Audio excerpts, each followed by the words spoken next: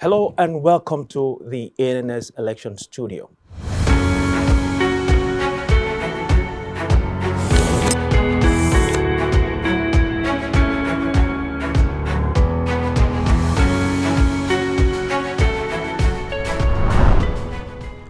As the association prepares for a new leadership cycle, it's important to hear from those who have carried the responsibility of guiding the community through the most recent chapter. And today we're joined by the president of the Association of Nigerians here in Nova Scotia, Azuka Onwuka. And over the past 2 years, he's served in this role during the period of transition and continued the community growth.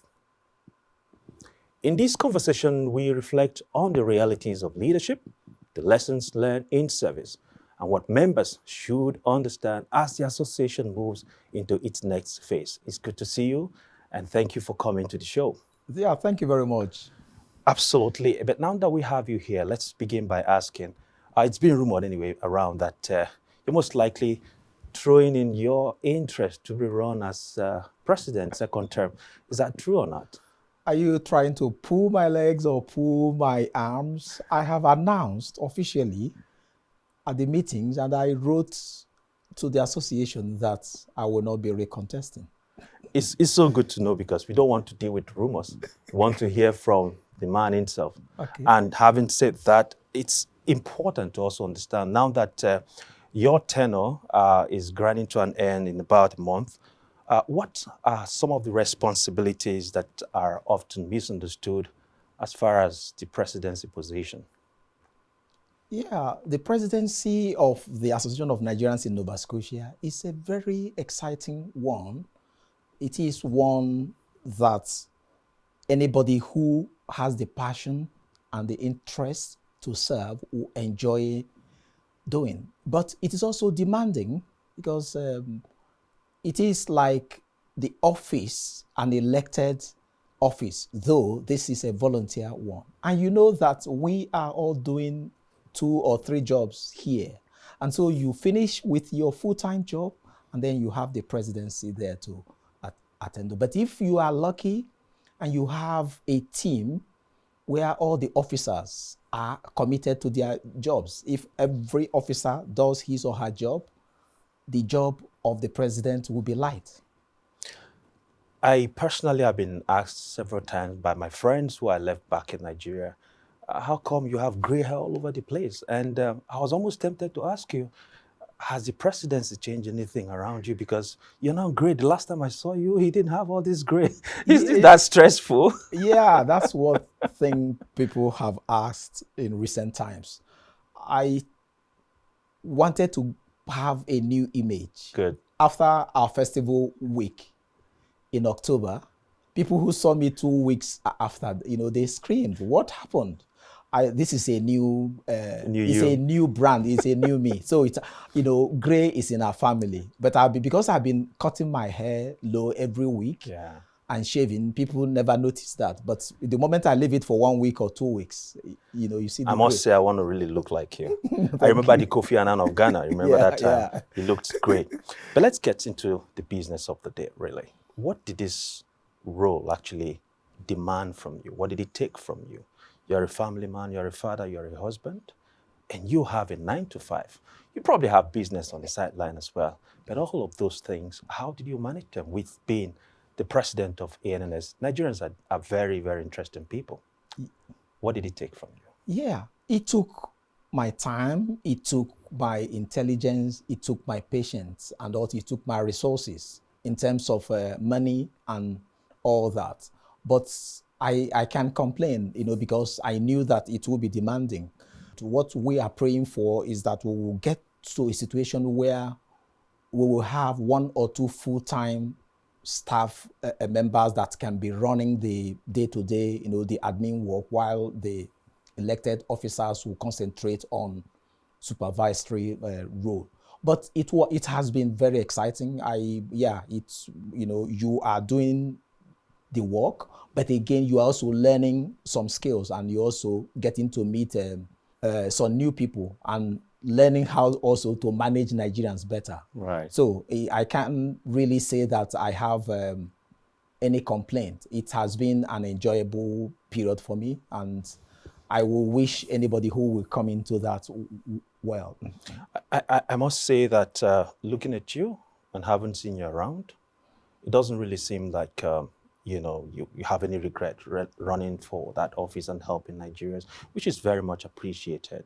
But in doing this, what are the things that stood out for you? There might be some low moments, some high moments, some things that are what kind of talking about. What are these things that stood out for you?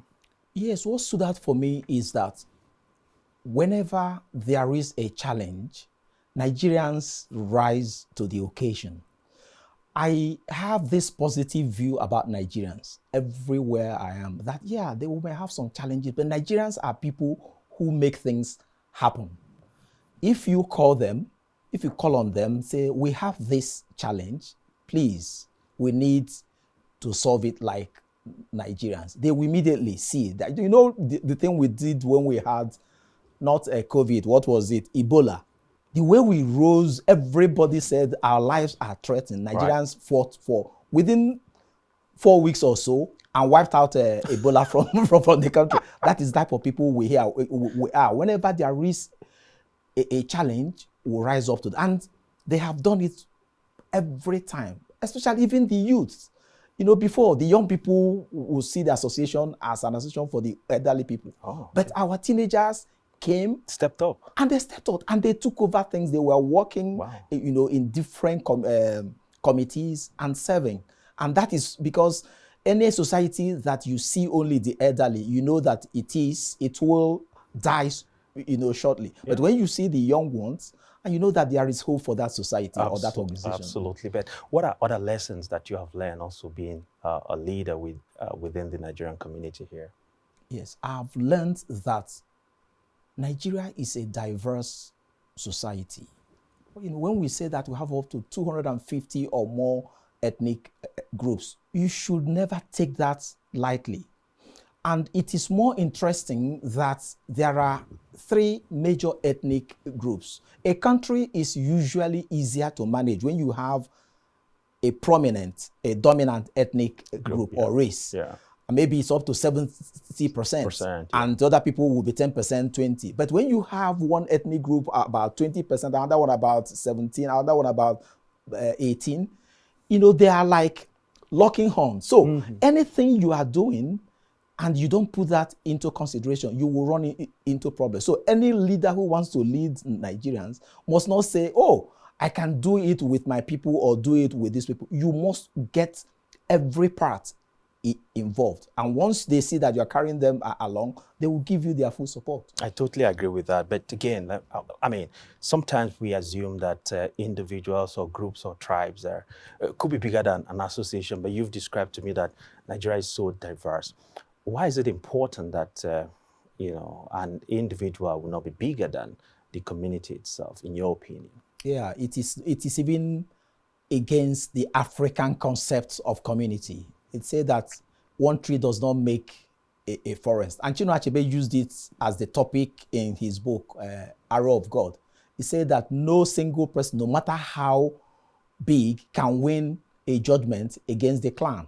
So one person can never be bigger than the community, but one person can help a community, can chart a new trajectory or a new path for a community. It has happened in different countries like Singapore with Lee Kuan Yew and other places. So, at our community does best or thrives better when everybody comes together to work together.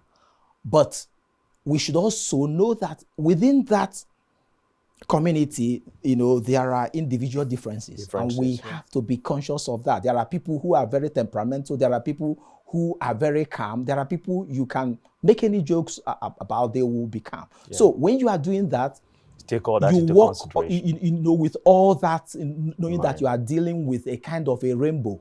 So you know that there are different levels of temperament, and you take that. And again, not just ethnicity about Nigeria. There is also religion. And there is also gender. There is also age. The way Canada, the classmates of my my children will see me because we And say have hi worked to together. you. You know, they will call me by my name, and I'll be laughing. And because that is the way it is here. It But is, in yeah. Nigeria, you can't call somebody who is, like your You have father to be respectful. by name. So you will put that into, consideration and know that the way we are from Nigeria is slightly different from Different the from way here. it is here. I totally agree with you on that point, because I mean we see it every day, and sometimes we struggle to accept it, even though it's our new realities. But let's talk about the members right now. Sometimes, you don't have a successful leadership without a good following. How should members actually support leadership, even in the face of disagreement, in your opinion? Well, yeah, our members have done well. Yes, there are times you will call on members to show up for certain projects, and they are slow in showing up. Our members usually will have this feeling that I didn't come to Canada to be running associations. I came here for something else. Yes, they will want to attend events. They will want their children to attend the event, but they don't also want to lose their time either planning it. But Right. eventually it has to be planned. Yeah. Some people have to do that. But in the face of disagreement, like, people are thinking maybe association should go in this direction, but they are disagreeing with that. How should they condition their minds to support rather than, give into, breaking into groups and all that stuff? Yeah, it's managing of people. Another thing is we should be praying that every time we should have a president and a vice president who are calm, who know how, because when you become a leader, you will receive all kinds of views. It is the emotional intelligence that you have that will make you, not to be quick in being angry, or because somebody has said something or done something, you use it to write everybody off or lose your temper. So if you have a leader who is calm and you're able to, there are times you want something done, some people will say no. But if you're able to convince them, sell the idea to them, explain to them why this is the better way. Right. I mean, some people will start to change or to mellow down. And that is why it is still a democracy. It is not your association. Yeah. It is the people's association. Yeah. But we also have situations where there's need to call for fresh participation, because we have some groups that are probably stepping back at some point due to maybe some grudges, or just, like you said, they're too busy with their jobs, and they say to themselves, I'm not here to participate or do all these shenanigans. What would be your message to this group? My message is that we are here as Nigerians. When somebody does something good, most Canadians may not want to identify the person's nationality. But if it's something negative, they will immediately remember that the person is a Nigerian.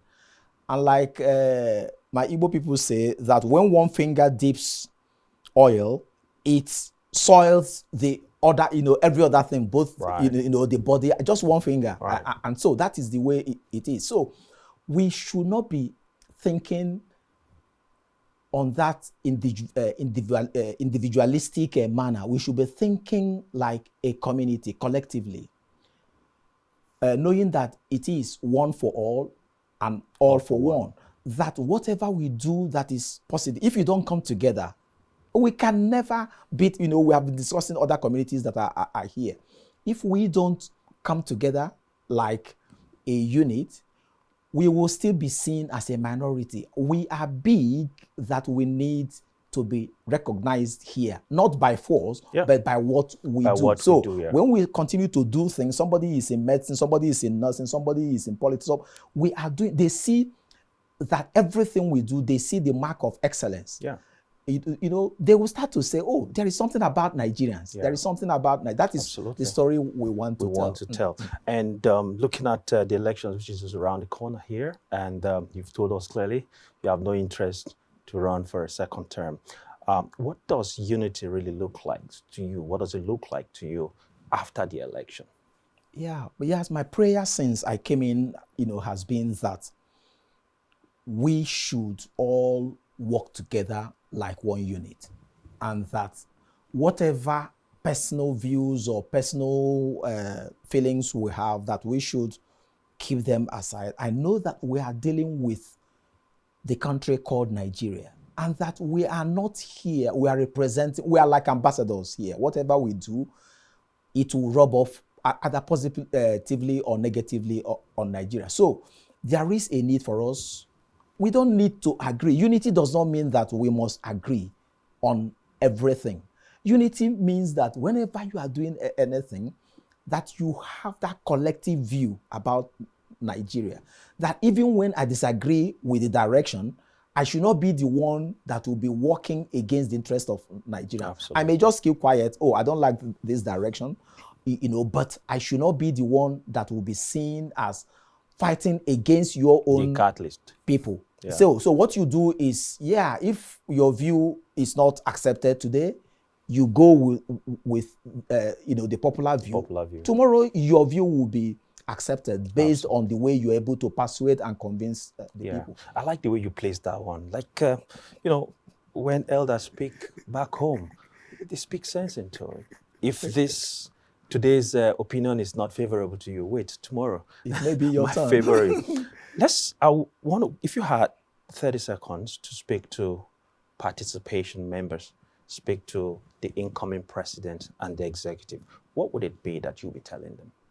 I would be telling them that they should not see the job as being too demanding. They should not see it as a position that they will take so that they can add it to their resume. No, if you have come out, either willingly or somebody has nominated you, you have accepted. It means that you are doing it from your own volition. No, you are not being forced. So it means that you are called to serve. And serving means that you should dedicate at least 2 hours of your day. You don't need, I've told people, please, we should drop that Nigerian mentality that anytime we need something, we'll pick up a phone and start to call an officer. The officer may be working. The officer may be in a position where he's not allowed to pick a call. And you may completely distract or he may be sleeping because he has another shift in the night. So send a message. There is rarely an emergency here. It is in Canada that I saw that a child that has been injured with blood, flowing, will come to the ER, and you will think the Nigerian way that they will immediately wheel the child into the child will wait there for 6 hours or 7 hours or 8. As long as he is not about to die, he can wait. You want to repair your car, you call your mechanic, and then he tells you to come in 3 weeks. So that is the way they have built it here. Once you have that mentality that everything does not need to be done this second, you send it in and you come back from work, you take about 2 hours to attend to the association's event. If you do that regularly, the association, everything will be working smoothly. The president will not be overwhelmed. Right. Everybody will work like a team and success will be easily guaranteed. Right. I guess what I'm going to take from that is if they structure their time well, they'll be able to serve without pressure. I guess I'm speaking your mind here. Mr. President, on behalf of the team, we want to thank you for your service to the community. And I believe that a majority of the committee members will also share these sentiments that you've done well for the community with your time of your family. We want to seize this opportunity to thank you immensely for all that you have done and wish you well in your next endeavor. Thank you and God bless you. Thank you very much for having me. God bless you too. And God bless Nigerians. Amen.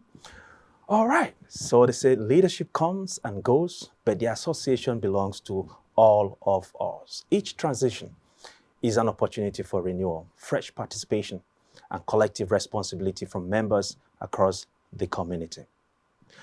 So as we move forward, let's stay engaged and support those who are willing to serve.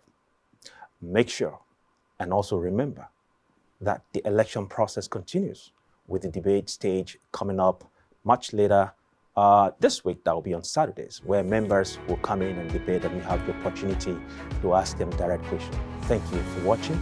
We'll see you next time.